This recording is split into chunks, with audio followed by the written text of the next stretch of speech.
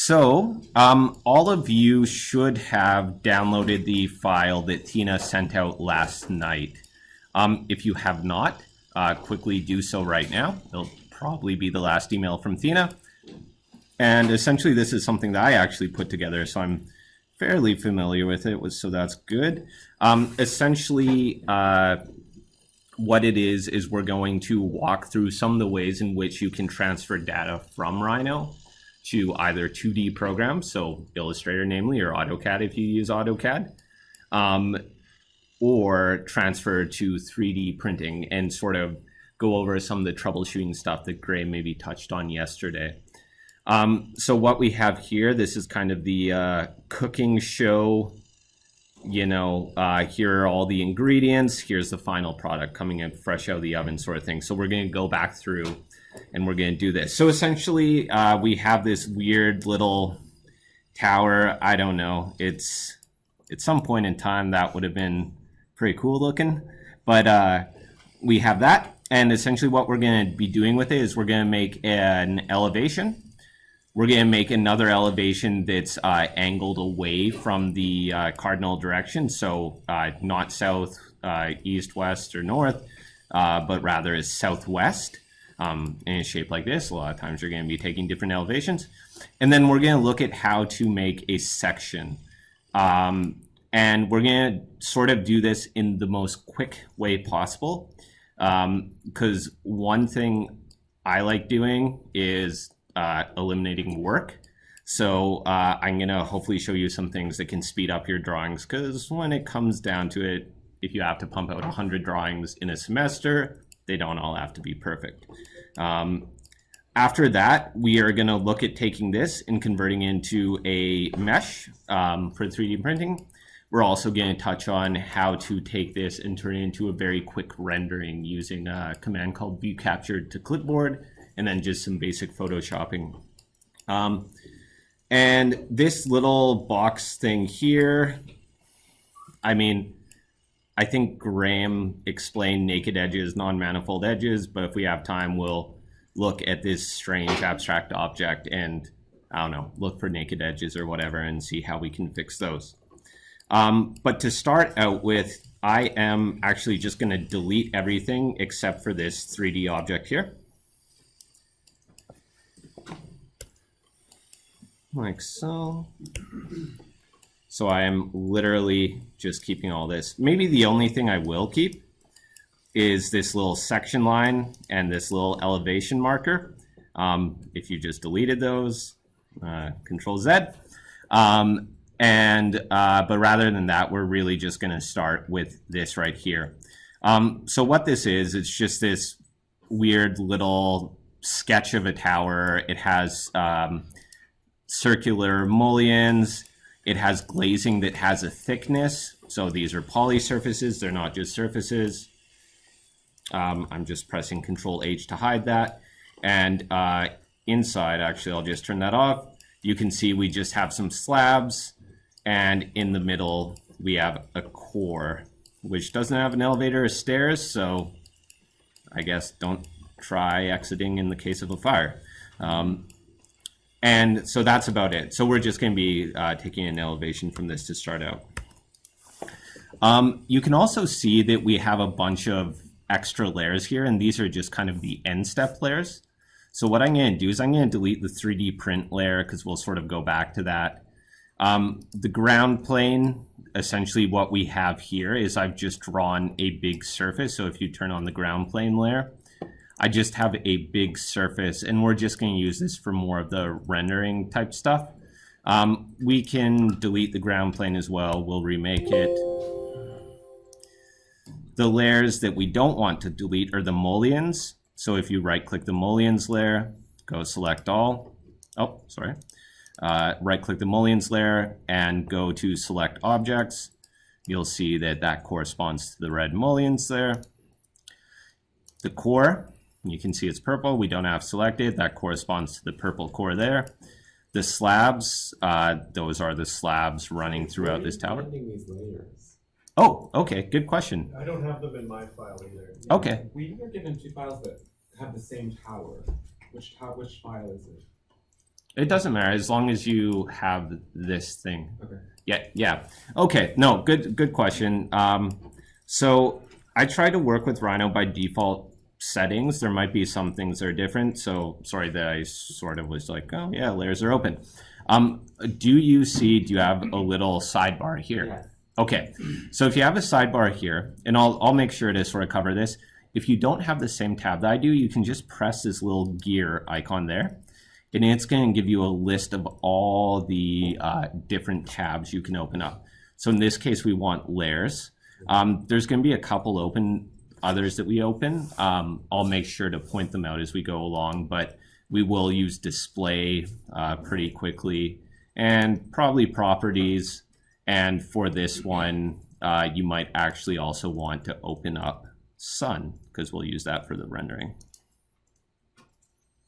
But there's a bunch of stuff in here. There's actually one thing that's kind of I use a decent amount is notes. Just it's quick to jot down stuff. So the other thing actually we will definitely be using is named views. So you will also want to select named views. So we already have our named views there.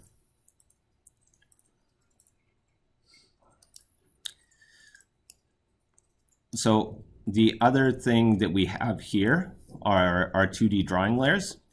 And, you know, we won't delete these just because, well, Do you guys have that? I don't think anyone has. you don't have it. Given a base file with whatever layers were provided in the original object, so I think that everything else was created Oh, afterwards.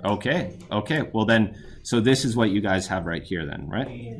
But did you open the first file or the second file in the email? Because I opened the second file and then all those layers were on this. We made 2D. Yeah, one is a zip, like a zip file, open that, and then open the one inside there. That's what I had. What does the other one have? Is just everything on one layer? As one object, it's all. Oh, There's the 3D print base file has 3D print. It's the only layer that's in there with like original mullions underneath it. okay, yeah. The file has mullions, core slabs, glazing, but doesn't have 2D or whatever. Yeah. Okay, yeah. So essentially, if we all just open this file here, and it looks like it just has this stuff. And what I'll do, so we're all on the same page, is I'll just work from this point forward. This is another reason why it's good to have a Dropbox, because then I can just be like, okay, here's the file in the Dropbox. So I do that a lot in the course when it's sort of people fall behind. Okay, so from that, the first thing we're going to do is we're going to do make 2D. So this is probably a command that a lot of you are familiar with. And what we're going to do right now is we're just going to set up a very simple elevational 2D drawing. And we're going to do this just to sort of explore the way you can clean it up. So what I'm going to do is I'm going to switch to the front view. So the front view is going to correspond to this view right there. And you can see that right now I have wireframe mode on. So it looks like all these overlapping lines. And, sorry? If yours does not look like this, it might be that your view is different. So if you click the little left front button here, you can change your view from whatever it is to, I'm going to switch to shaded because that just gives you an idea of what you're actually going to make 2D. It's kind of hard to see with the wireframe. So once we're here, essentially what we can do is we can select the objects that we want to make 2D. So make 2D, essentially, it just takes a 2D snapshot of this in vector line. So it's not a raster image like a Photoshop file, it's a vector image like an Illustrator file. So we can do a few things. We can just select it all. So dragging from the top left over the entire object. The other thing you can do if you have a more complex shape, it doesn't really matter for this, but it's worth pointing out, is that you could just select the objects you want. So for instance, in this view, we don't see our slabs that are on the inside. So what I could do is I could just click the little light bulb next to the slabs layer and turn it off. And in this drawing, it doesn't matter so much, but a big complex drawing and maybe a slab's just like kind of poking out there, and you don't want to show it, it's just best to turn it off because it's less stuff for Rhino to think about. For those of you using Rhino 5, I would highly suggest that you upgrade's cheap. Stealing is ethically questionable, but I'll never know. Just try to get Rhino 6 because, I mean, at least for one reason, Make 2D is much faster in it, and it's a huge improvement. So I remember when I was in school, waiting for like 4 hours for Make 2D to finish, and I'd just be like, come on. And since Rhino 6, it's like max like 10 minutes for something super complex. So it is worth it for that reason alone if you're using Rhino for all your projects. But anyways, what we're going to do is now that the slabs layer is turned off, I'm going to select all of this geometry, and then you can type in Make 2D. Super simple. Now, what comes up, again, if you're in Rhino 5, it might look slightly different, but more or less the options are going to remain the same. First, you have view. Just make sure that it's corresponding to the view you are in. So we're in front view. Projection is going to be view. So that means we're in a parallel view. So from the front, it's flat. Now, object properties, there's a few things we can do. So from input objects, by output layers, and maintain source layers. I usually like to have maintain source layers because what this does is it essentially organizes all the lines of this stuff in the same way that it was captured. So for example, lines from the glazing will go onto a layer called glazing under Make 2D. Mullions will go under a layer called mullions under Make 2D. So it makes it easy to sort of organize that and change line weights and whatnot. So I'm going to go to maintain source layers. There's some other stuff, and you can see it sort of gives you a little preview here. So tangent edges are those edges that are not the kind of hard edges of your object, but are rather those intermediary edges between, for example, a filled and a flat surface, like it shows right here. For our purpose, since we're using round mullions, I'm actually going to turn this on. Because you'll find sometimes with cylindrical objects that it sort of loses some of the data when you make 2D. So in this case, tangent edges is our friend, especially with the workflow we're going to work with. That'll make more sense once you see what the workflow is, but tangent edges on. Hidden lines, you can see it's all these little dotted lines behind. It can look cool. If you're a firm like 09, it can look really cool. In our case, it would just be a headache to deal with. So we are going to turn off hidden lines. Scene silhouette is a great thing. Essentially, it's just going to make sure that there is a line all around the perimeter of your drawing. So I usually have scene silhouette on. Viewport rectangle, what this is going to do is it's going to draw a rectangle around your viewport. And this can be handy with saved views, which we'll cover. But in this case, it doesn't really matter. So we'll turn it off. And group output, we will also turn off because don't really care about grouping it. Sometimes it's nice.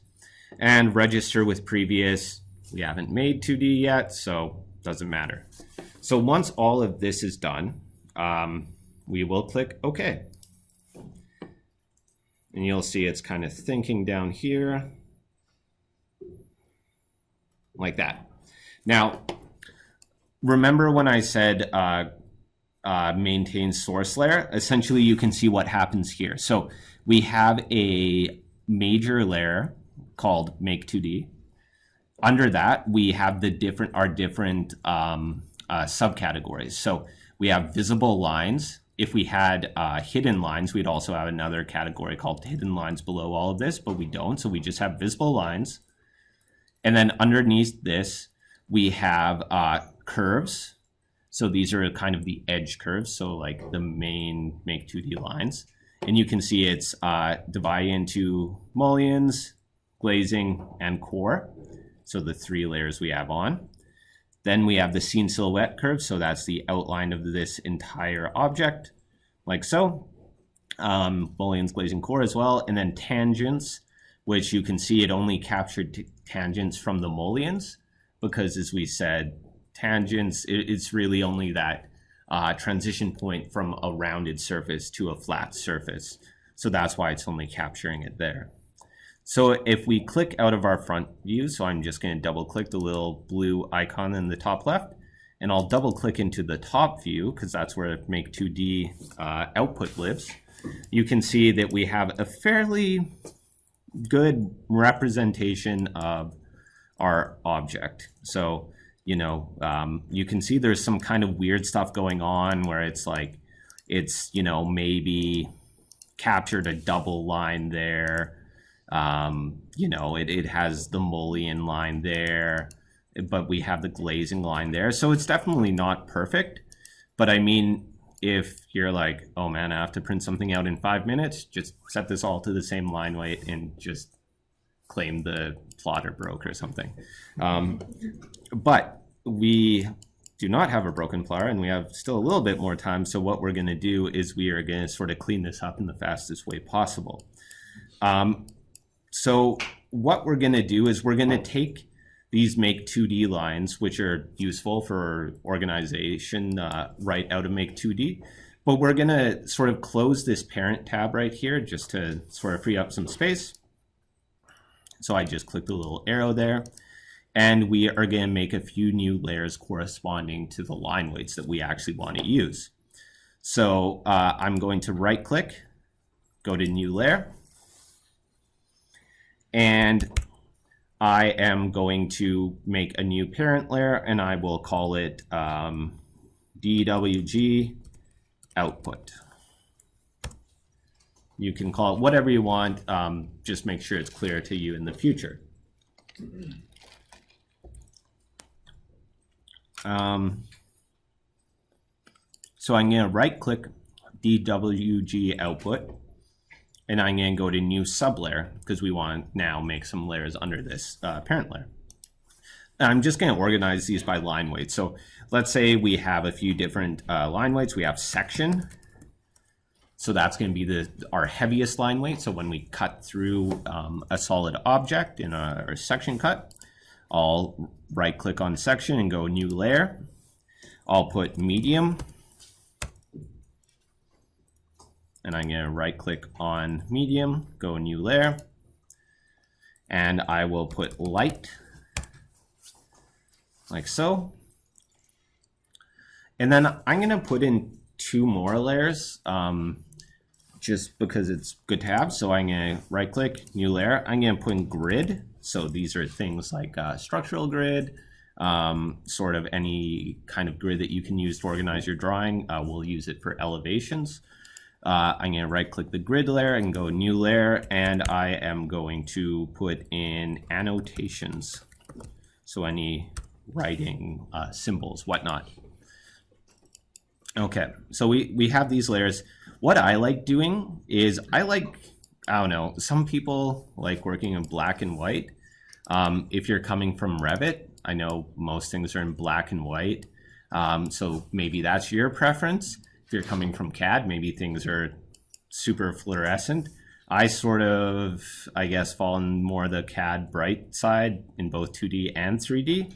I like being able to see what's on what layer. So I'm going to quickly change the colors of all these layers. So to change the colors, I'm just going to click on the little black box next to the layer. And you can choose whatever color you want. I kind of have my Office's CAD standards baked into my brain at this point. So red equals section, kind of a weird tealy green equals medium. Light is going to be a light blue. Grid is going to be an orange. But yours can be any color, and annotation is black. The one thing I would suggest is to avoid using yellow. And the reason why I say avoid using yellow is because selected objects in Rhino are yellow, and then it gets confusing. So I'm going back into the top view. Now we're going to clean this up. So what we want to do is split this into good layers. And a tool that we want to use a lot is one that's called Curve Boolean. So what we can do, and I'll actually show you how this works first.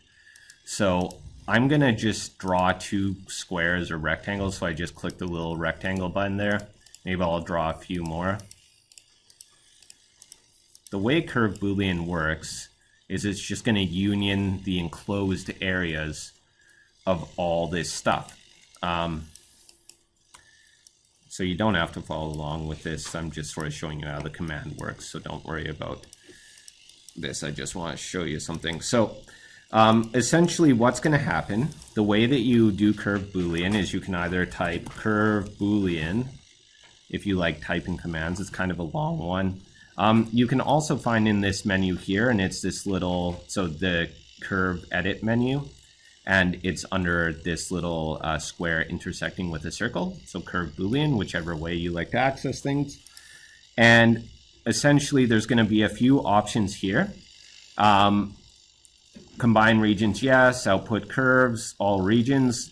We won't really go through these very much. I usually 99.9% of the time leave these as default. But the big thing here is delete input.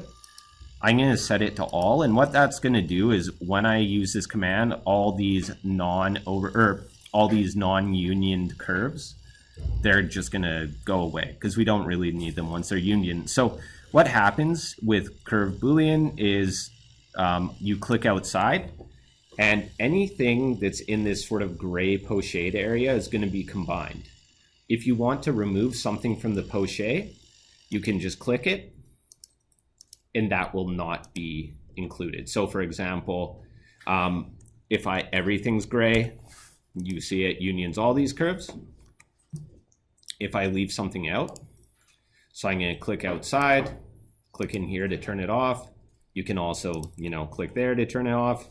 Hit enter, that stuff's going to be deleted. So it's only the gray stuff. The one thing to note here is that they have to be closed curves. So you'll see what happens here is that if I right click, so I'm just running Curve Boolean again. If I click outside this, you see it's not going to make a space in here because it's an open curve, so it can't enclose that space. It can do stuff with this section here, and this section here, even though it's with an open curve on grid snap, but it can't do anything with these kind of open areas. So we're just going to extend that logic to our 2D drawing to get rid of all these extra overlapping lines. So what we're going to do, and another thing we're going to do right now is we're going to set our default layer. So to do so, you just click to the left of the light bulb. We're going to set it to medium. So that way the Curve Boolean output should end up on the medium layer. We're going to select all of our 2D drawing, and we're going to go Curve Boolean. And you can see delete input all, combine regions yes, output equals curves, all regions. And now if we click outside of this shape, you can see it looks good. We're starting to, get our outside edge. And now what we want to do is we want to start clicking inside these windows to define these curves. Now, what we'll find very quickly, unless for some reason it works all of a sudden and then, oh, there we go. You're gonna come to a spot like this where it's like you click in and all of a sudden everything inverts and things just don't work anymore.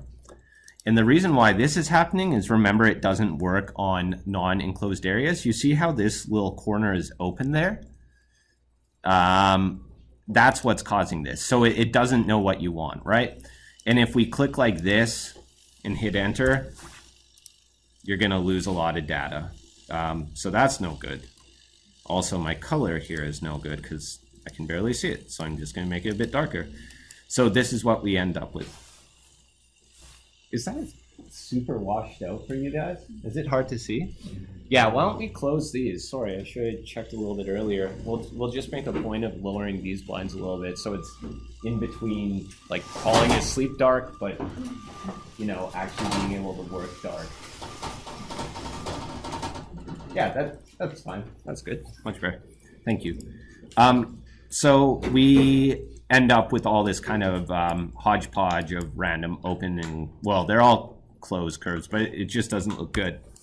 So, you know, one way to fix all of this is to go to type extend and then just click stuff. Oh, yeah. Sorry, click the curves you want to extend and extend hundreds of curves. So we're going to do this for the next 2 hours. Yeah. For future video viewers, you can fast forward a bit. No, so I mean, obviously that'd be the worst. So what we're gonna do instead is we are gonna jump into Grasshopper just for a very quick moment as a sort of a utility. So we're not even really gonna be covering the interface. We'll leave that till next week. But this is just a little preview to sort of show you how to open it, how to reference something, because this is one of those times where Grasshopper, it's not just for making stuff that looks like Zaha buildings, it's actually an essential utility.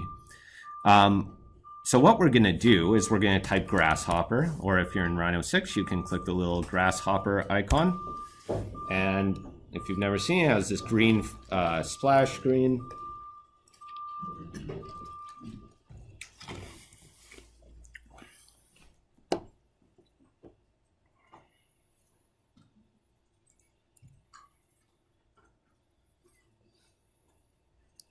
Now, if you're a serious Grasshopper user, or you want to be a serious Grasshopper user,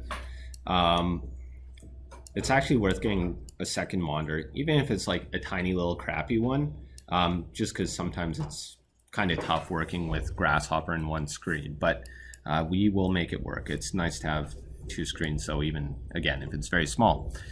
So for those of you who have never used Grasshopper, this is the super quick rundown. Again, we'll cover it next week. What it's going to do is first of all, it's a visual programming language. So it means it uses little icons like this. So these are called components to do stuff. So essentially it will take an input from Rhino and it'll perform some sort of procedure on it. Very basically, that's what it does, and we'll sort of see that. So essentially, it needs one thing. It needs what's called a parameter. So that's the input, hence parametric design. So what I'm going to do is I'm going to select all these curves, and we need to bring them into Grasshopper. And the way we do that, whenever you want to bring anything into Grasshopper from Rhino, you go to parameters, or params. You go to geometry, and in this case, you can see we have a whole bunch of different kinds of geometries we can reference. So points, vectors, circles, circular arcs, curve, line, plane, rectangle, B-rep, on and on and on. These are all curves. So what we're going to do is we're going to click the little curve icon here, and you're going to see it's going to have this little drop add icon, and we're going to click anywhere on this big infinite 2D world that's called the canvas. So we're going to click somewhere on the canvas and drop it, and you can see we have a little component called curve. So curve, if you hover over it, tells you what it does. It says contains a collection of generic curves. Below it, it says currently what's in this component. It says empty curve parameter. So it means it's not referencing anything. So we're going to right click this component, and we are going to scroll down to set multiple curves. So set multiple curves, because we want more than one. There's more than one curve here. And then you will see that it is now gray. Gray means a happy component. Orange means a not broken component, but a concerned component. And you can see that if we click away from our Rhino screen and then click the component, so left click the component, This turns green, and you can see all the curves that we've referenced in the Rhino window turns green. So this is how you know that you've properly referenced something in Rhino. Yeah. Do you mind going back a bit with making it gray and orange? Yeah. I got lost. No problem. So essentially in Grasshopper, and again, we'll cover this, there's more exotic colors you'll see from these components, but for right now, we just need to worry about two. So if we go to params, geometry, curve, because we want to reference curves, when it's orange, you'll see it also has this little word bubble here, and it's giving you a warning. So it's kind of like a yellow light, you know, it's like not stop, but hey, slow down, something's maybe not right here. And if you hover over the warning, it says floating parameter curve failed to collect data, which is, I guess, like nerd speak for there's nothing in this thing. So essentially, to put something in this thing, we need to right click this component. So you don't even have to have curves selected. So why don't we right click this component, go to set multiple curves, and then you'll see in your Rhino command line, you'll say curve or edge to reference. What you can do is you can select all of them. Press enter when done. We'll press enter. And now it's gray. So gray means there's no warnings. So that's all that means. When you left click on it and it's green, it simply means it's selected. So Rhino turns yellow when you select stuff. Grasshopper turns green. So that's all the green means. So gray is kind of its natural condition. Green means selected, and it means you can refer to it, or you can see what is selected in your Rhino window. So from here, we're going to use Grasshopper to essentially extend all the curves. So remember how here I was saying we can spend, you know, hours and hours and hours going through all these corners and going curve, extend curve, and then we can, you know, go through and click all of these. Essentially what Grasshopper does is, since it's referenced all of these curves, is we can just tell Grasshopper, hey, you have a bunch of curves here, extend. So we use the command extend on all of them at once instead of by hand extending them one at a time. So that's all we're using Grasshopper here. So it's just one command, it's very easy. I'm just going to delete this extra curve reference. So we have our curves here. So all we want to do is extend it. So we're going to use one action. So what we're going to do is we're going to click on the little curve tab there. So curve.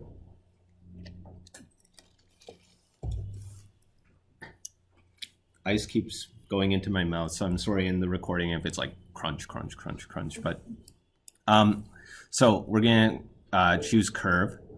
We're going to go to utilities, so util, and we're going to go to extend curve. So extend a curve by a specified distance. So click the little extend curve icon, and it will drop in the canvas.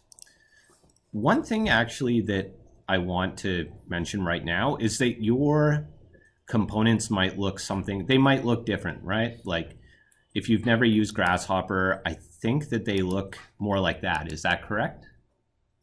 No? No. They have the names? Okay, great. Mine's just abbreviating everything. Yeah.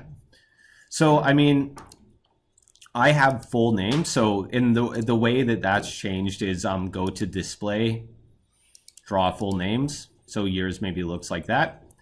So I'm going to go to display, draw full name. So by default, I guess is the abbreviated name. I leave on full names so you guys can see what the component is. Again, we're sort of, you know, jumping the gun a little bit with this, but I mean, I don't want to spend the entire class extending curves. So that's why we're sort of showing you a quick utility. So we have our one component here that's going to perform the extend curve action on all of these curves. Again, curve, utilities, extend curve. So what we're going to do is, you see there's these little nodes, right? The way Grasshopper works is that you sort of connect these nodes with wires. So what you'll do is you'll hover over the right-hand node, because Grasshopper, like English writing, moves from left to right. We are going to left click on the node on the right hand and drag it into the curve input of the extend curve. So this is essentially saying take all these curves, reference it in this component here. If you look at this, there's some other things this component needs. Type, it's line, arc, or smooth. We won't really get into that, but there's two other things. There's start and end. So this means how long you want to extend these curves at the end of the curve. So how long there, and then extension at the start means how long there, or whichever one's the start or end. So essentially we need to put a number in here. And what we'll do for this right now is we'll go into parameters, input, panel. So that's parameters, input, panel. And you can see here it says double click to edit panel content. We are going to put a number. We're going to start with maybe the number 10. I'm not really sure how far we want to extend. This is kind of a unitless drawing. So I'm going to double click this panel and I'm going to write 10. So you can see our panel has the value 10. And I'm going to left click the node on the panel on the right side and plug into start. And I'm also going to plug into end. And now you can see what happens if I select the extend curve. It has extended all these curves, probably extended them a little bit too far. Sort of looks like a spiky version of the drawing we had before. But you can see how this works. So is that kind of working for everyone? Yeah. Sorry, where do you find extend curve? Extend curve is under curve, utilities, extend curve.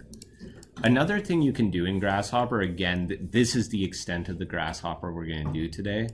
But for future reference, I'll cover this again. If you ever need to find a component, you can double click on the canvas and it'll bring up a search menu. So you could just type extend curve. So, but we'll cover this next week. So all these extensions are too long. Again, the reason why we want to make these extensions is sort of to close these areas for the make 2D or for the curve Boolean. So we just need enough overlap. So instead of an extension of 10, why don't we double click this panel again and set it to 2? And you can see what's happening now is that we're getting a bunch of extensions. We're closing all these windows. Looks good. It's still looking a little bit like there's some weird stuff going on there. So maybe we'll set it to 1. So essentially what we're looking for here is just long enough to close all these windows, right? So it closes all these edges that might have been open, but not so long that it's going to create extra enclosed areas that might mess up our curve Boolean. So that is that. You might notice that try clicking on one of your Grasshopper curves that you've made in the Rhino window. Can't do it. You can click all you want, try to select it, it's not there. And that's because it doesn't exist properly in Rhino. It still lives in Grasshopper, and that's why it's this mutable object. So in order to bring it into Rhino, once you're essentially happy with your result, we're going to do something called baking it, so that the baking analogy sort of continues, I guess. So the way we bake it or bring it into Rhino is just right click on the curve output of extend curve. So in the extend curve component, we're going to right click it and we're going to click bake. So again, that's right click on curve, go to bake. And then you're going to see that it's going to have the list of layers that, if you could see my layers here, it corresponds to that. By default, it's the layer you're on. So it's on medium. You can see it's highlighted there. So I'm just going to select medium. And you can do things like group. You can go into decorations, I guess that looks new. It doesn't really matter. We'll cover this in detail. For right now, you just want to make sure you're on your medium layer. Sorry. Yeah. Mine said it didn't work when I changed it from 10 to 2. It says it can't convert. So one thing that might happen is if you have an error, so right now let's have an error. So that's an error in Grasshopper. So if you get a red thing like this, it might mean that, for instance, I put in 1 space. Oh, it didn't cause an error. Oh, that's smart of it. I mean, again, this is why Dropbox is good. Why don't we, and TAs are good. Why don't we, in this case, oh, that doesn't look like an error, does it? Yeah, got it. Okay, got it. That's what it is. Yeah, so we'll sort of cover errors, but in the future, like I do save files, and then sort of we can go over it after class. Very common, but for right now, what we're going to do is we're going to right-click the curve, and we're going to click on Bake. Make sure Medium selected. Click OK. And now you can see if you try to select these curves, they're there. So they exist in Rhino. So it's just brought them into Rhino. Now what you can do is you don't have to save this. You can just click the little X close button because it's not going to get rid of it. The next time we open Grasshopper, it's going to be there. But now what you're going to see we can do is we can select all of these. We have the extended line. So now all of these are closed. And we can go to curve Boolean now. So I'm going to type curve Boolean. Again, make sure delete input all is on. And now when we click outside, you can see again we have this full outline. When we click in the windows, great. Since we've used those kind of intersecting curves to close all those open corners, we are able to just simply, close all these windows. Now, it's worth pointing out that because the extensions and just the general Make 2D, it's not perfect, you might get some weird stuff like this, where, you could click in, you could try to click in there and kind of get rid of curves you don't want. In other words, even with this kind of process, you still probably want to take a little bit more time unless you're in a super rush. You want to take a little bit more time than I'm doing here to just make sure that your drawing is actually kind of true to form. It's worth noting in my workflow, we will do Make 2D, but then usually you're going to draw over it anyways. So, but this gives us a good starting point. And I mean, for a desk crit, this drawing, if you line weight it, like that's very good. So I'm just going to select all these windows.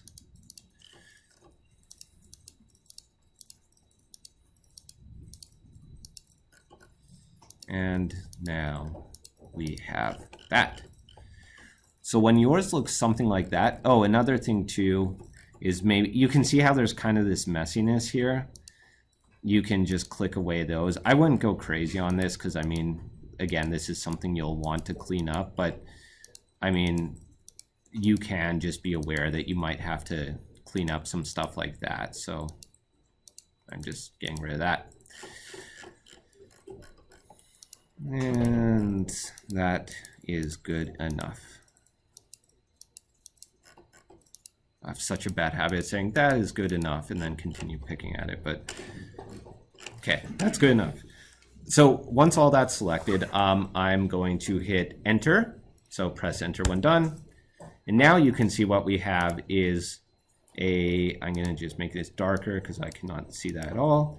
We have these nice curves. So all of these, they're a single curve. We don't have overlapping curves, and this is sort of a good foundation to start to do some line weighting by layer, as it were.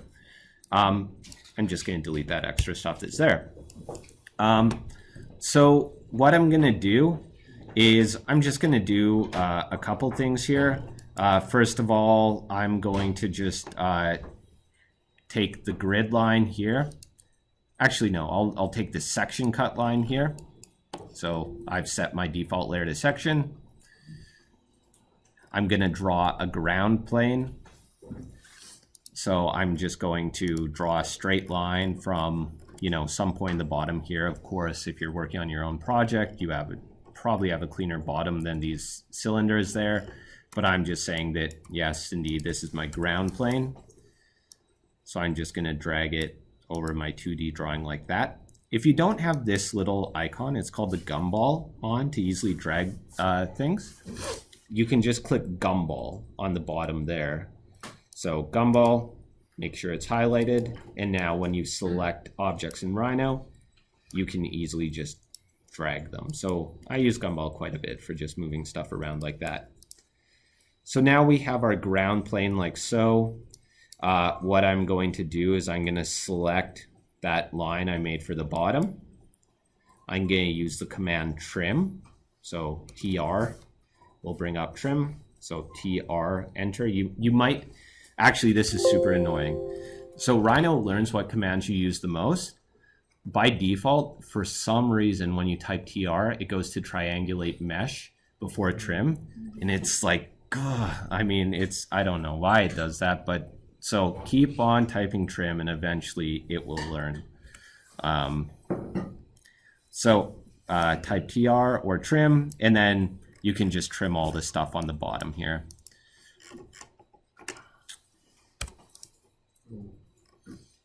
And again, a lot of this stuff, like right here, I have this kind of mess on the bottom. Of course, if you were going to clean this up, I'll just show one cleanup so you know how I do it. I just simply explode this.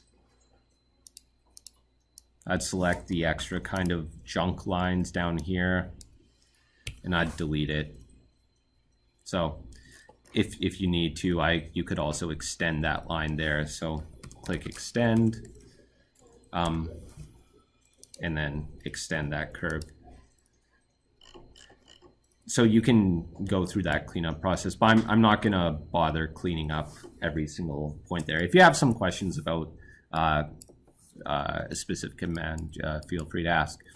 So the other thing we want to do now for this, though, is separate this side view. So a lot of the times when I'm making these make 2D views, this one's fairly simple, but you can see that, or if something gets more complex, you might kind of lose track of what is what. So what you can always do is just double click your view window. So we were in top, so double click it to exit to go into your 4 window mode, and just look back at your front view and the shaded view to kind of see what's what. So if we look at this, we know that this is a face of the building that's maybe receding into the distance. So for the sake of this drawing, maybe we say this face is all medium and then everything else is light. You know, you could break it up further, but that's how I'm going to line weight this. So to do that, simply all I'd do is I'd set my medium layer to default. So I'm drawing on medium now. And I am going to just connect these sort of edges with a line. So I just click the polyline button right there. You can also type polyline or line. And if you aren't aware, you can right click in Rhino to rerun a command. So I typed line, I'm drawing a line, and then all I'm doing now is right clicking and it reruns the command. So I'm just drawing a bunch of lines down there. Now, you know, if this is your final drawing, maybe you want to draw an arc between there, but I mean a line between those curves looks pretty good to me. And this one, I'm just going to draw a line from that point to this point there. And I'm going to say that is the edge of the front face of the building, like so. The other place that we have something that recedes into the background is this core here. So we have our impossibly thin mechanical out right here. So we are going to sort of separate that out as well. So I'm just going to draw a line from that point to that point. And that kind of separates those two things. And then from here, I mean, this is kind of basic drafting in Rhino. I'm just going to select the lines I want to split. So I'm going to select this outline here. I'm going to click the split button, or else you can type split. I just click the button because it's right there. Select the line that you want to split with, which is that line we just drew. And now you can see that curve is split. We can select this line that describes the outline of the core. We can right click our light layer and go change object layer. So now you can see this is light. We'll do the same thing with these curves here. So I'm just selecting these windows. And what I am going to do is I'm going to explode these ones. So I'm just going to click the explode button because it's right here. You can also type explode. So it's exploded into 40 segments. And what I'm going to do now is I'm just going to deselect the segments that we want to retain as medium. So I'm just deselecting those. And for the rest of them, I'm going to just set to light. So right click on the light layer, chain object to layer. And then what I'm going to do is just from the bottom right hand corner, I'm going to drag up and select the rest of the stuff I want to be light. Kind of an interesting way to select as well for all you cowboys and cowgirls out there is to type lasso. Sorry, is to just type lasso and then select all these things. I have this little puppy and it ran out of my house last night. It was like actually a really terrifying thing. And then I thought to myself, like, lassoing would actually be a good life skill because it wouldn't come back. So anyways, you can use lasso if you want to, like that. And then also that thing right there. And then we can right click the light layer and go to change object layer. So those are all the light things. Maybe we want this edge to be light at this point. So then maybe we explode that as well. Deselect the lines that we don't want to be light and change this to light.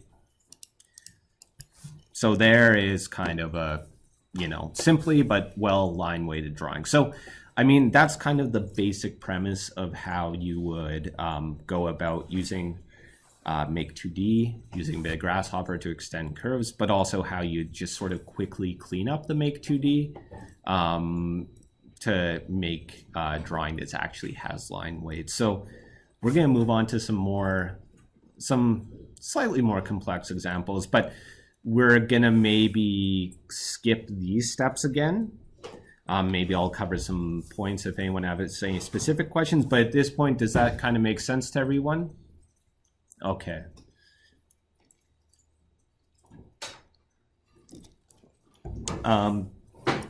So we have this one drawing here, and that is good.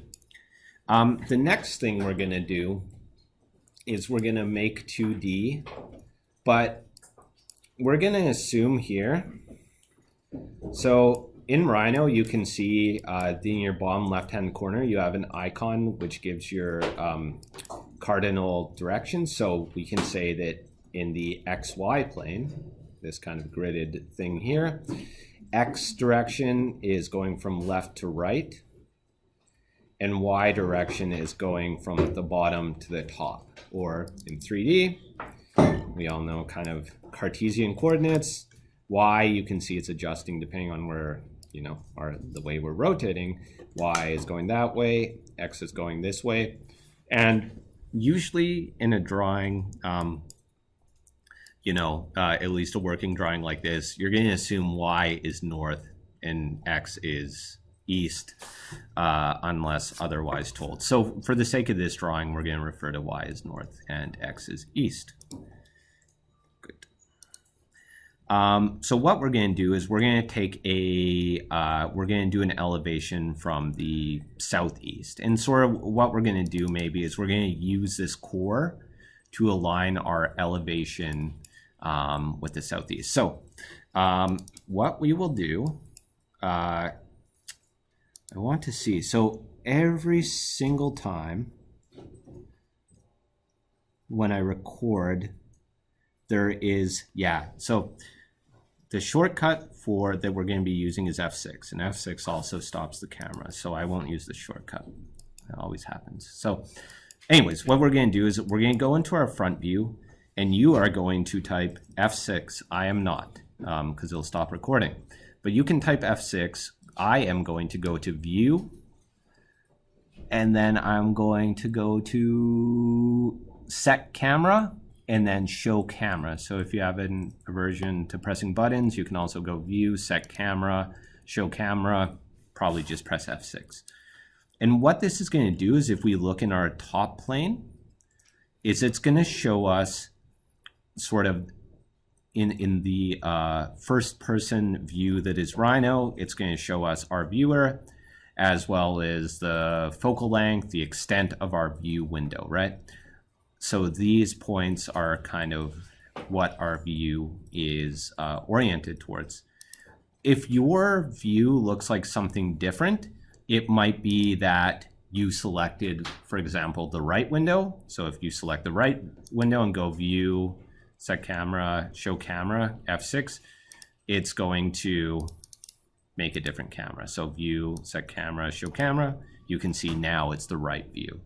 So you just want to make sure that you're selecting the front view. So View, Set Camera, Show Camera, or F6. So that's what that's doing. So what we want to do if we want to make a southeast elevation is we want to align this camera with this edge right here. So there's a bunch of ways to do this. This is the way I like. So I'm gonna double click my top view, like so. So it's maximized.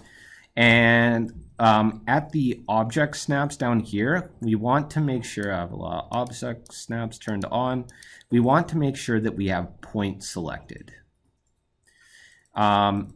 The other thing that we want to do down here is we want to make sure planar is turned on and project is turned on. And what that's going to do is it's just going to make sure, it probably won't happen anyways, but it'll just make sure that our camera does not shift up and down because we want to keep that, you know, elevational perspective or lack thereof. And so what we're going to do now is we're going to select all these little points we see on our camera. So I'm just going to hold Shift and select more points until you see 1, 2, 3, 4 points are selected. And then what we can do is we can go to transform. We'll go transform move, or you can just type move. And we're going to select our projected point right there. And we're going to move it to, let's say, anywhere on this line. So just mine snapping to just the edge, it's projected near. Just make sure your middle point's sort of snapping onto this line because we'll use this as our ruler. My camera's not showing up. Okay, if your camera's not showing up, you probably want to go back into your front view. Make sure that you click it. So make sure that the front view is indeed selected and then press F6. And showing up then?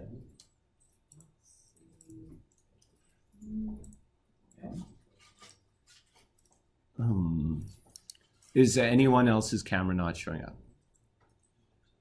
Okay, then, I mean, refer to the video and I'll help you troubleshoot after. So I'm going to go back into the top view. My middle point here is aligned with the edge of this. What I'm going to do now is I'm going to select my points again because I deselected them. So I'm going to make sure all points are selected. And now what I'm going to do is I'm going to transform rotate, or you can just type rotate.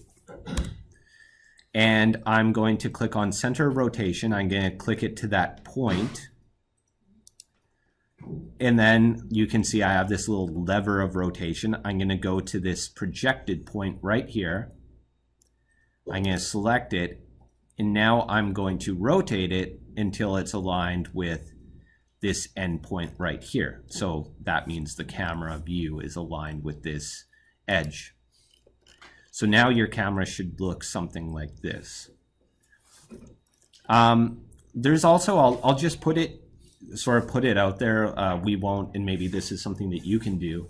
There's also a few other ways to align a camera. So under set view, there's a command called look at surface. And that is something that perhaps you could also use. So I'd say feel free to look at all the set view things. Just be aware that they're there. But for the sake of this tutorial, we'll just be rotating the camera. So once that's done, I'm going to double click out my top view.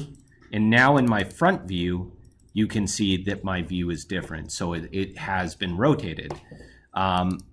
You'll also notice that if you right click to move around, your camera will get messed up instantly and you'll lose all your hard work. So don't do that. And you can't even control Z it. So it's really annoying. So if you have done that, like I just did, your best bet is to just click the little front view, go to set view, go to front, and then rotate your camera again. So I'm just gonna quickly do that again. Now, since things like that happen all the time, this is why we're going to make use of a little tab called saved views. So you can save views in Rhino. So I'm just going to click out, go my front view again, which is now aligned. So I just held shift and right key there just so we're panning. So if you haven't opened named views in your side panel, just click the little gear here and make sure that named views is open. Now, in the file you were given, does it already have these views here? Yeah. Okay, so we're just going to select all of these. So I just right click below them, select them all. Just going to delete them because we're going to make our own. But then to make your own view, it's quite easy. So we have our southeast elevation here. We're just going to click the little Save As button at the top of this panel. And then we'll save as southeast elevation. If you're working on a bigger drawing set, and let's say your elevation is elevation 2, like A 4.01 elevation 2 or whatever relates to the drawing set, you can also name it as that so you can quickly go through. But for our sake, we're just going to call it southeast elevation. And now, Sorry, how do you save a new? Oh, you just click the little floppy disk icon. You see it? On Mac, so that's different. On a Mac. How many people here are on a Mac can have? How many people were able to save a view? Yeah, you press the little plus button. Yeah. Press the little plus button. Gotcha. Yes. It's kind of like adding a layer. Really? Can I see that show of hands again? Is it about half and half? Yeah. Okay. If there's any kind of discrepancy like that, yeah, please let me know, and we'll probably kind of learn by, it'll be a very democratic way of learning, I guess. Someone will figure it out and let everyone know. For the most part, the programs are more or less the same, but please feel free to stop if that happens again.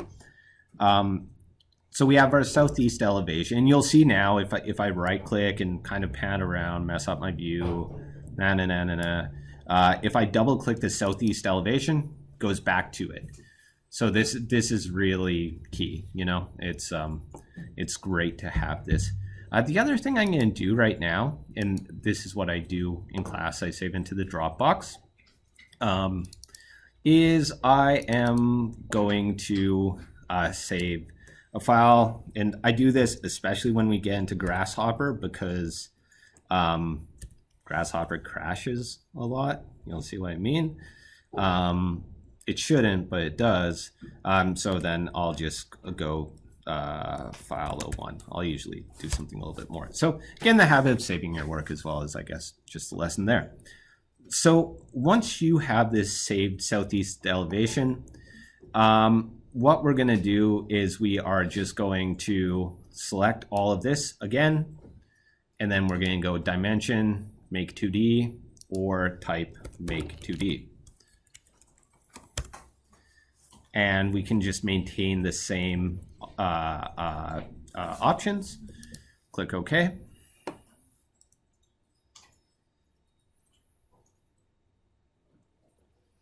And you can see in the top view, we now have our southeast elevation. I'm not going to go through fixing all this again. Again, refer to the video if you want to kind of clean this up, but you'd use the same steps, right? So, but what I am going to do is I'm just going to move this. I'm going to select somewhere in a window. I'm going to align it to another mullion just so our drawings do in fact share the same datum. So now we have two drawings. What you might want to start doing at this point, I'll just show this quickly, is you'll probably want to type text.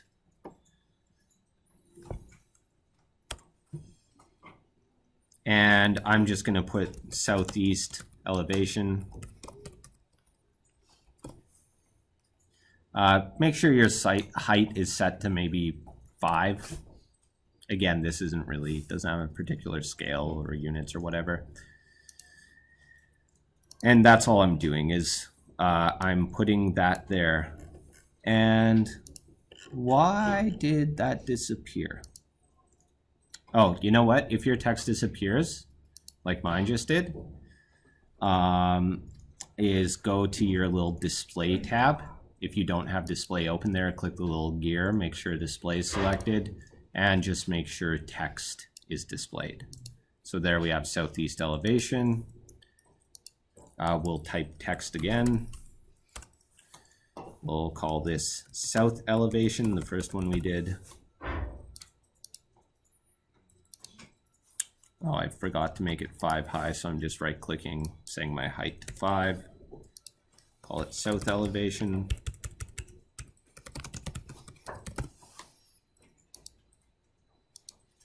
And that's what we can do. I'm going to select these and just right-click and change them to the annotation layer. With the grid layer, I mean, at this point, it's probably good to select the grid layer and then also, doesn't really matter for this, but it's good to have it to get into. Maybe start drawing some elevation lines between your drawings. So, you know, it's easy for dimensioning. And I mean, stuff to do like this is just good to have it to get into, you know. And I'm not really drawing them accurately, but I'm just drawing some lines across. And sure. That's not accurate at all, but you get the idea. So there's our first two drawings. They look pretty good.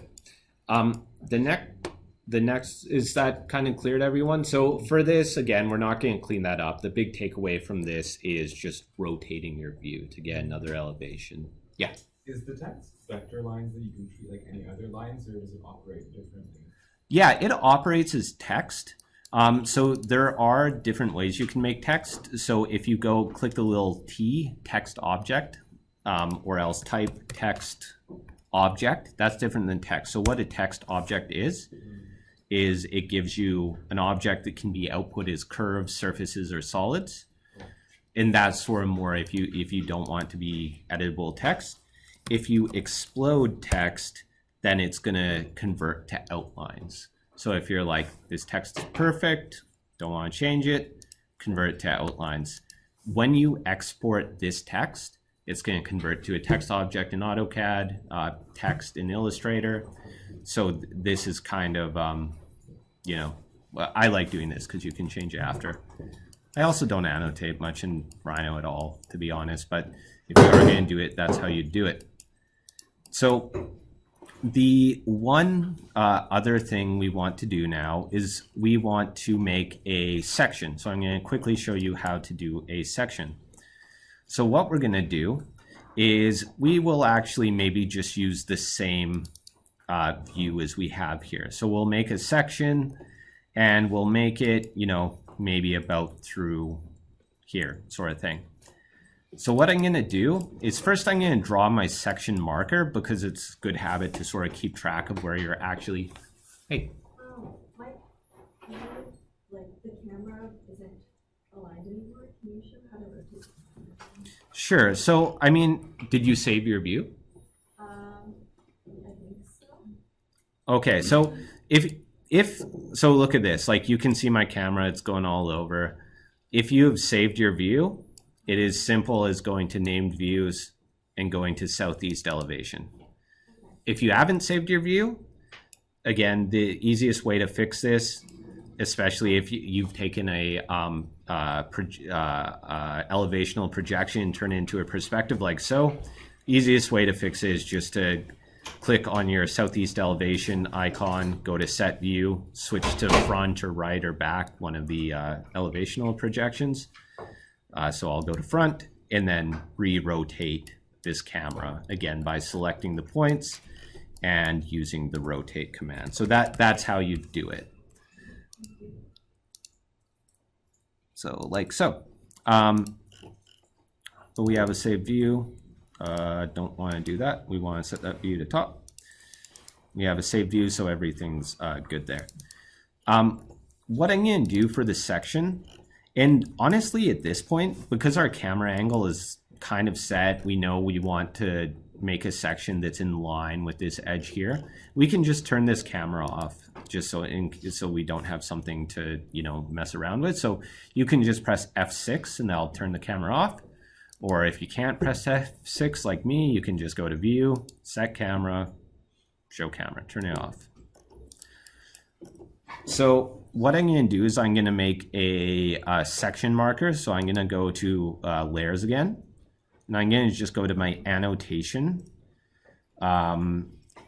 layer.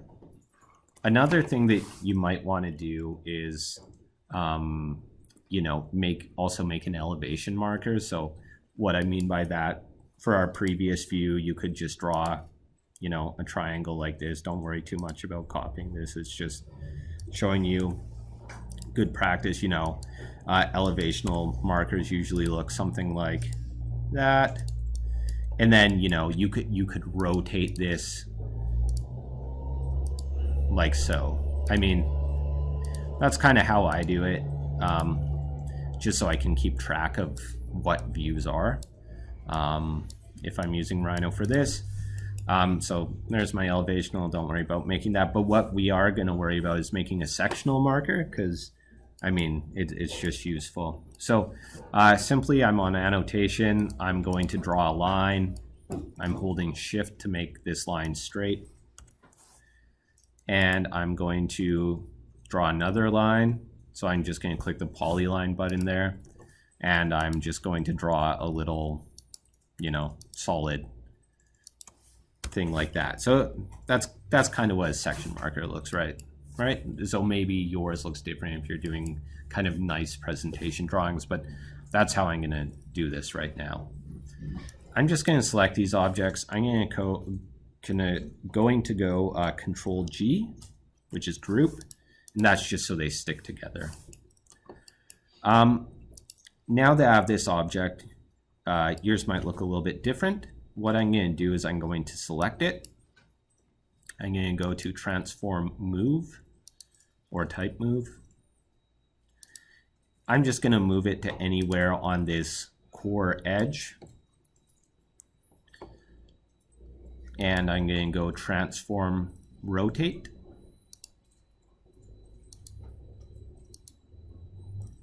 I'm going to align it with this core edge. And since it's aligned with that view, so it's aligned with our camera, now I'm just going to choose where I want to make this section. So maybe we want to make it right through the center of this building. So what I can do now is I can select this section marker and make sure my mid snap is on down there, and then I can go to snap it to the midpoint right there. So now what we're saying is we have a section going through this building looking this way, so looking northwest. What we're going to do now is we're just going to move this section marker out like this, and we're going to move it out more. And I mean, this is a huge section marker. What you could do at this point, if you want it to look nice, is you can make it nice and small, like so. So then it's just like, here's my section. It doesn't get in the way of your drawings. But, you know, at this point, we're just sort of using it to make the actual section. And once we have that, now we actually want to slice this object.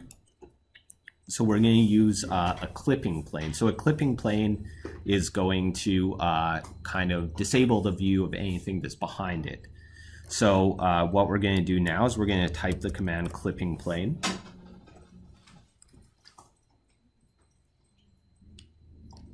And since this is a section, we want the clipping plane to be vertical. So we're going to click vertical. And we want to align it with our section marker here. So what we're going to do is we're going to go to start of edge. We're going to click, you know, somewhere on the bottom of our section marker, end of edge. What you can do is you can turn on smart track. So if it's not on, turn on smart track and just drag it out. So you're dragging across your entire object like so. Click. And then it's going to talk about height. And what you can do, I think you can just press enter here, but just maybe out of habit, I always double click out of the view I am in to go into my 4-window view. And I just kind of drag this higher up than the object itself. I don't think it matters though. So now what you're going to see is this object is clipped in our top view, but it's not clipped in our southeast view. So that's fine. What we're going to do now is we are going to go into our southeast elevational view. So I'm going to double click southeast elevational view. And my named view has been, again, I rotate around, so I kind of messed with my named view. So I'll just double click under named view to bring it back. What I'm going to do is I'm going to select this clipping plane, and I'm going to type enable clipping plane. Going to hit enter, and now what you see is a section through our building. So very easy, and it's non-destructive because I mean I've seen some people, they'll like slice through their building and cap edges and then make 2D. It's a lot of work. So this is pretty easy. If you want to disable this clipping plane after, you just type disable clipping plane. So enable disable clipping plane. So once we have this, again, we are going to select our object. And then we're going to go to dimension make 2D, or just type make 2D. Oh, sorry. One thing. This building has no floors. So I'm just going to turn back on slabs. So here is our slabs view. So I'm going to select all this again with the floors in place. I'm going to go dimension, make 2D drawing. And the one thing that you want to make sure is selected now when you're doing this sectional make 2D is make sure that clipping plane intersections is selected. This is very important because this is going to be like your sectional cut. So clipping plane intersections selected. I'm going to click OK. And it'll just take a moment. So now, if we extend our make 2D layer, go to our top view, you can see what's happened here actually is the clipping plane is clipping our 2D drawings like so. Again, you can just select this clipping plane and go disable clipping plane. Now we can see all our drawings, and you can see our sectional curve like this. So that's pretty good. What I'm going to do is I'm going to just drag this to the right of this elevation. So I'm just going to make sure that my levels are aligned. So I'm going to select the top of this mullion here, go transform move. I'll move in line with one of my grid lines. Of course, we probably want to now move our grid lines to the top of the slabs rather than the mullions, but we won't really worry about that. But now that we have these sectional intersections, it's actually pretty easy to work with these. So again, you'd use kind of the same technique to adjust the background line weights, so things that are in elevation, not cut. But we're going to look at how we can treat the sectional cuts because we can treat them a little bit different. So what we can do is we have our clipping plane intersection layer here, right? So that is all of the lines that are created by intersecting with the clipping plane and the objects they cut. So we want to select all of them. So glazing, slabs, core, mullions. Maybe you want to treat these differently. Maybe you treat glazing differently than slabs, core, mullions, for instance. But we're going to select all of these at once. So what we can do is we can select clipping plane intersection, the parent layer, right click that, and choose select sublayer objects. So that's going to select all the objects in glazing, slabs, core, mullion. And you can see here is our clipping plane intersection. Could you go through that one more time? Sure, yeah. Oh, no problem, no problem. The way you select sublayer objects, so we want to select all the glazing, all the slabs, all the core. You could go right-click glazing, select objects, right-click slabs, select objects. But since they all share the same parent layer, clipping plane intersections, we can just select clipping plane intersections, right-click that, and go select sublayer objects. And that selects all of them. And one thing that you will find is that clipping plane intersections are way better than the elevational lines you get from Make 2D. So that whole kind of extend thing we did in Grasshopper, for the sectional lines, it's usually not necessary. It might be, but I would bet this syllabus that this will be fine. So what we can do now is we can select all these lines and we can type curve Boolean. Change your current layer to section. So I'm going to double click section. So you can change layers while you're mid-command. Make sure delete input all is selected. And then just click somewhere outside. And make sure that it's more or less working. So you see, like right here, we're kind of losing one window right here. So we probably want to extend that, you want to fix that. We're also losing a couple, weird intersections there. Again, probably, well, you do want to fix that, but just for the sake of, getting through material, I will leave those unfixed. I'm going to press enter to go outside of the section cut. And now if we right click section, select objects, we have our nice section cut. After this, what we can do is we can actually select our section cut and we can type hatch. Make the pattern solid. And now we have a nice hatch. And this is good just for visualization. So again, to review that, I just selected the section curves, select objects, and then I just typed hatch. And since those are closed curves, it can make a hatch in here.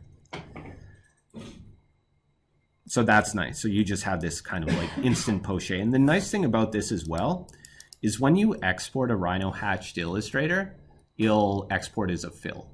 So it's actually gonna kind of show up as something you can use in Illustrator. So it's really quick that way.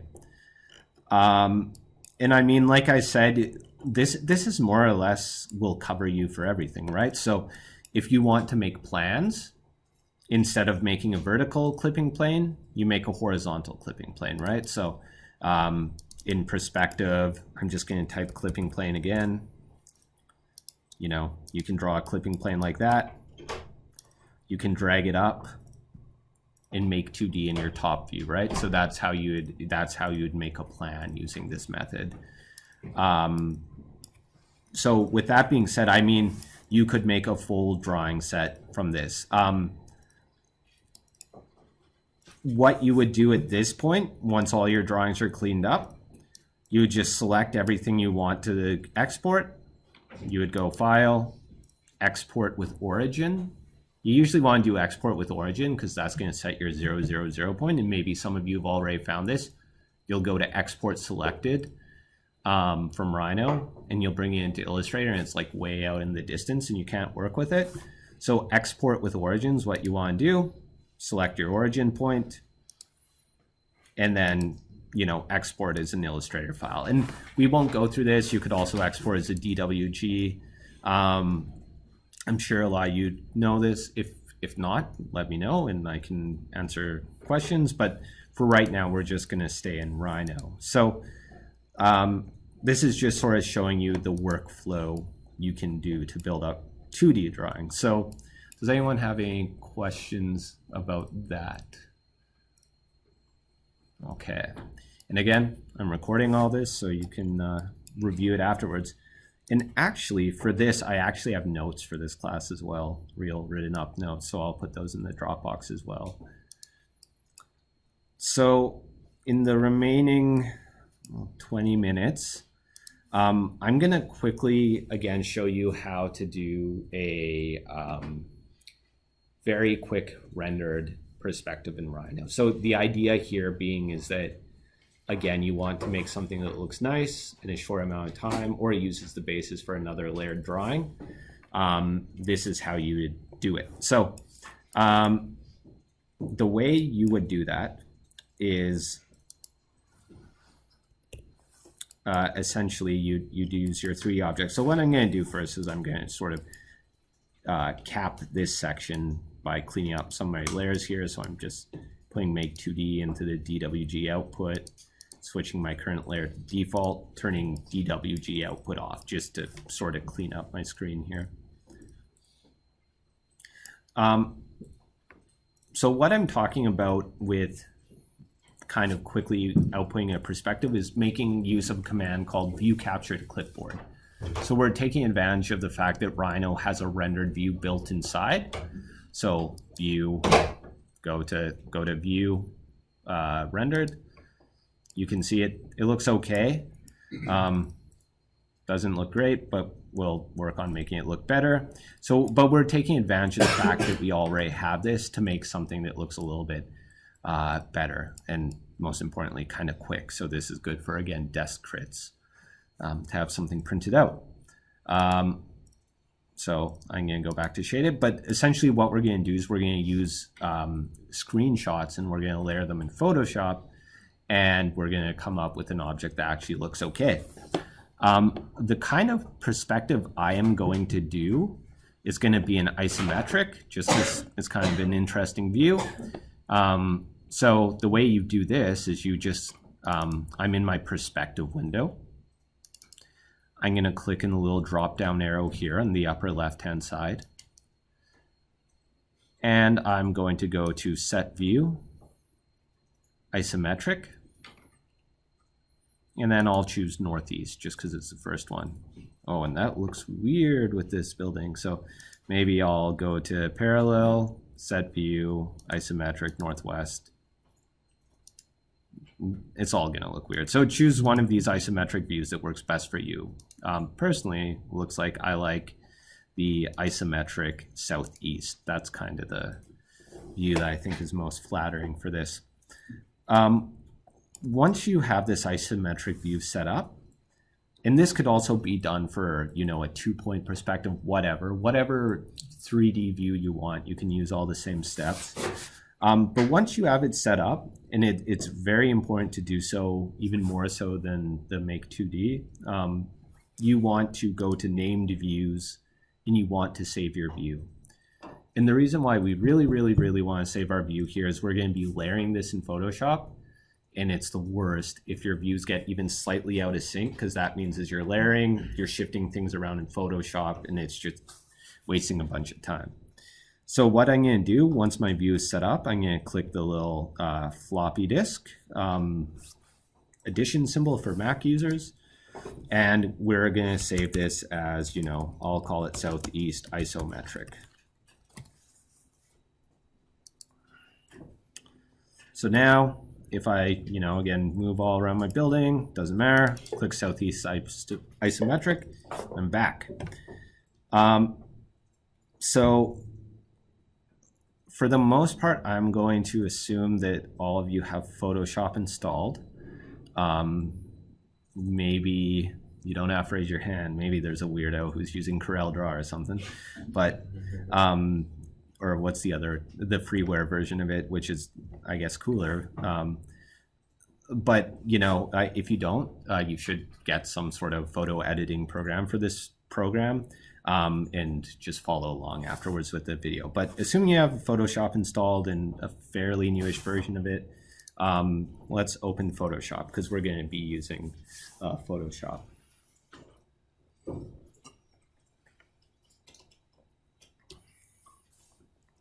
Now, at this point, we just want to sort of go to the home screen. Okay. And so what we want to do now is we want to use the command view capture to clipboard. So what we're going to do is we're going to type view capture to clipboard. Now, Rhino 5 is going to, who here has Rhino 5? Okay, that's awesome. Just in case, if someone didn't want to say they had Rhino 5, you just put a hyphen in front of it. But so hyphen view capture to clipboard. For everyone with Rhino 6, just type view capture to clipboard.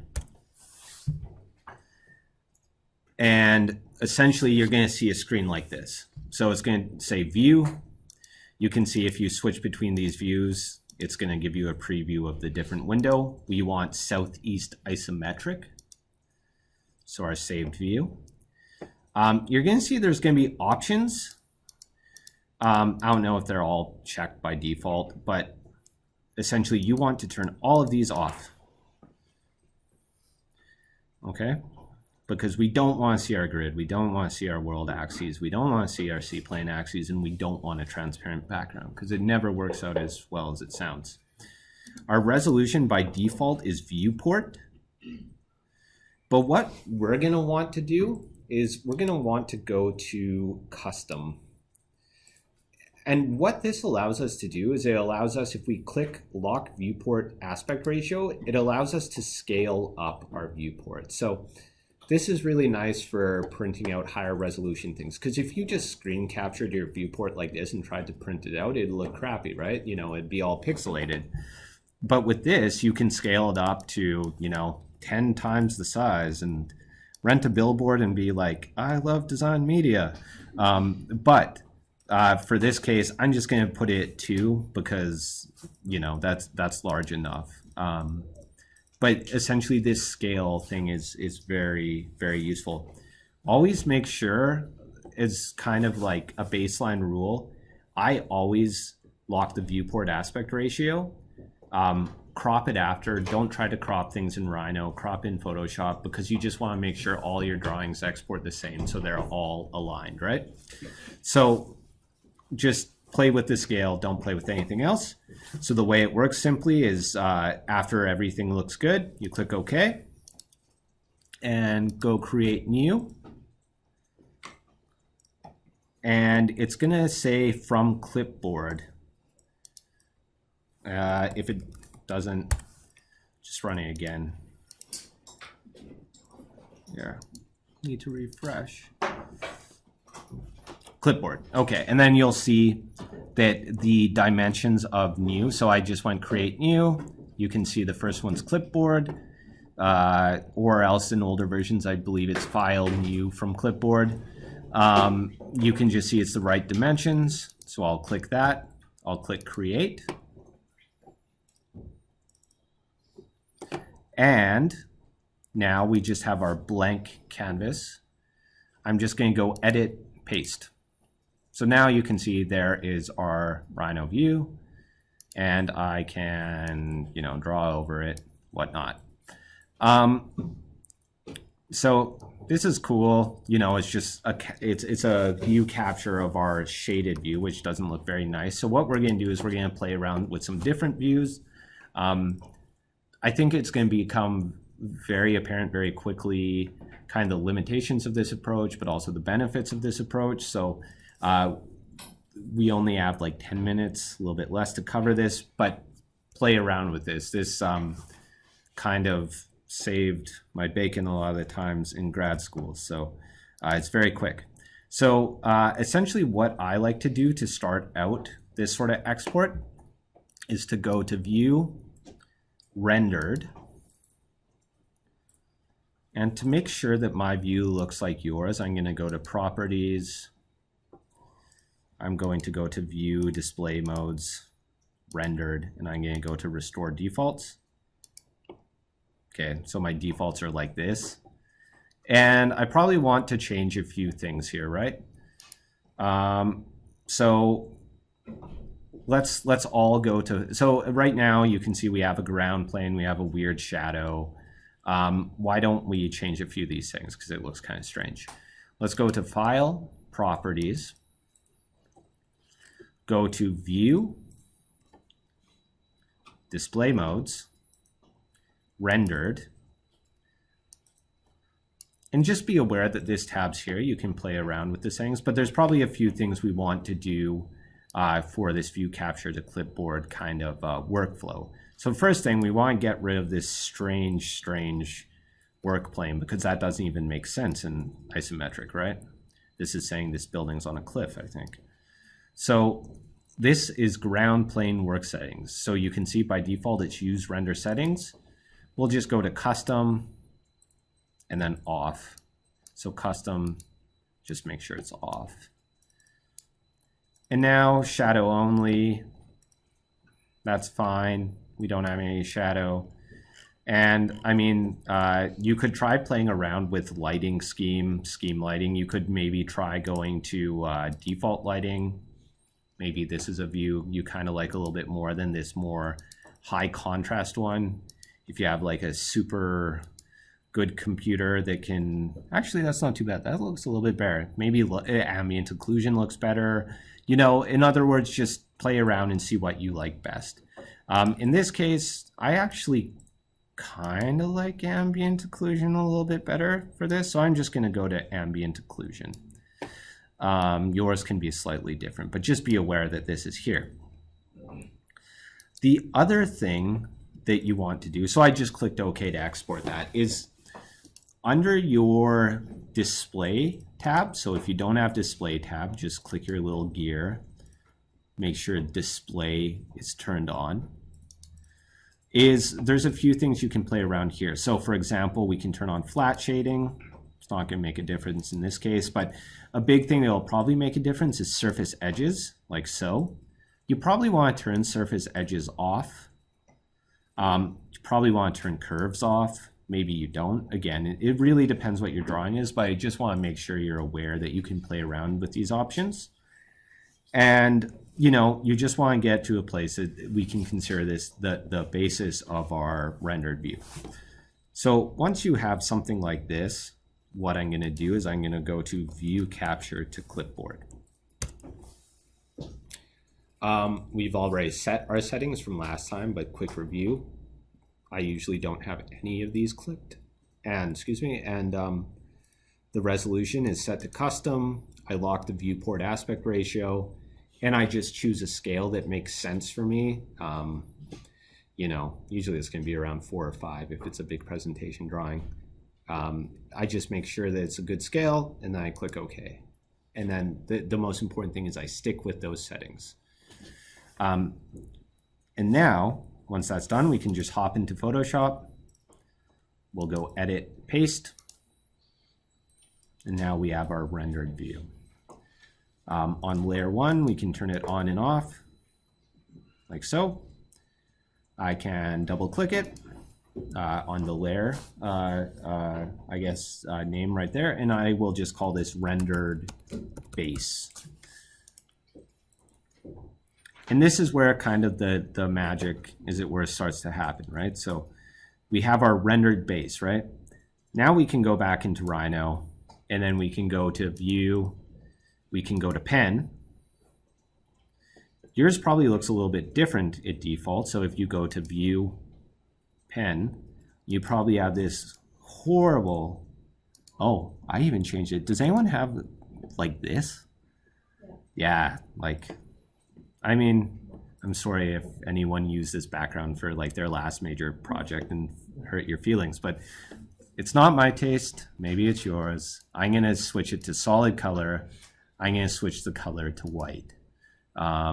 Maybe it'd be interesting to play around with different colored backgrounds. You can always change this kind of stuff in Photoshop, so I'd leave in Photoshop. But the big thing here is that we switch to pen view, and we can turn on a few different things. So you can play around with hidden lines. A lot of the times that's kind of a lot of a mess for a more complex drawing, but it has its place. You can see what happens when you turn on edges and silhouettes. So silhouettes we definitely want on. Creases, doesn't really make a difference in this drawing. Seams, you can see it gets rid of some of these secondary lines. So in this case, maybe I just want to turn off seams, right? Because that makes it look a little bit cleaner. Intersections, you know, that actually maybe if you want to express this intersection of the mullions, maybe you want to turn on intersections. That looks pretty good. So once you're happy with it, you're ready to view capture to clipboard again. What you want to make sure is if you've even ever so slightly shifted your drawing, if you view capture to clipboard now, you know, you're going to get this. So I'm going to say multiply, you're going to get this, right? And that's the worst. And that's why we save our views. Because what we want to do instead of that, I'm just going to undo that, is we want to go to named views, southeast isometric. We want to go to view capture to clipboard. Do you know why it's still, when I do edit paste, it's still? Yeah, well, I don't know why, but I know how, if that makes sense. Sometimes when you go view capture to clipboard, it doesn't capture to your clipboard. It view captures to, I don't know, space or something. So if it doesn't work, just try again. So again, view capture to clipboard the pen. What I'm going to do right now is I'm going to go to edit, paste. I'm going to set this layer to multiply. And here we have outlines. So this is kind of, you know, now we have a rendered view with outlines. Now I know we have like technically a minute left, but I'm going to quickly show you a few other things you can do here just to start to, so you can kind of explore this by yourself. But for instance, you can always do things like turning off your glazing, turning off your mullions, turning on rendered view, going view capture to clipboard,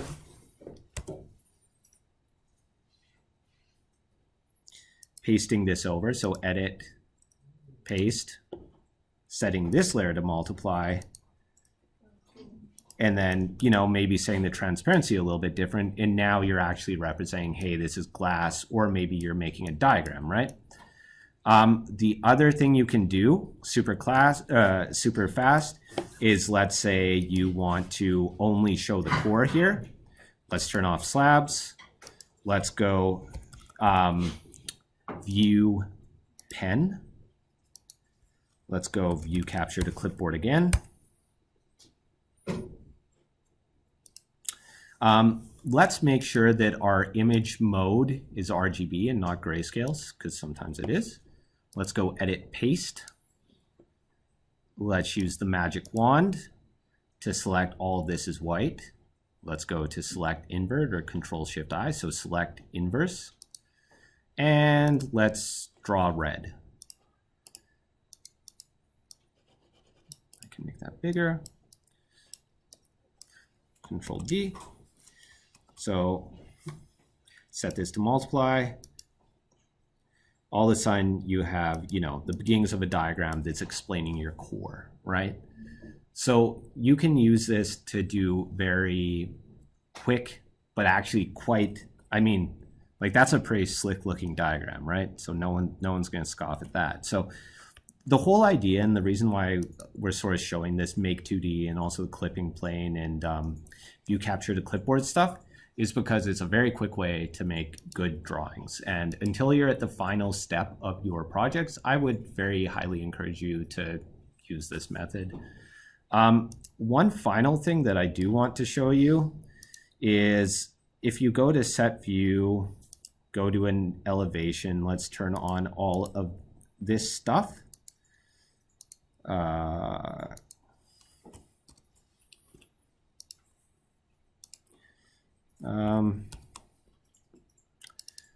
I'm just going to make a clipping plane here. Essentially, I want to show you that you can also start to do stuff like making rendered sections. So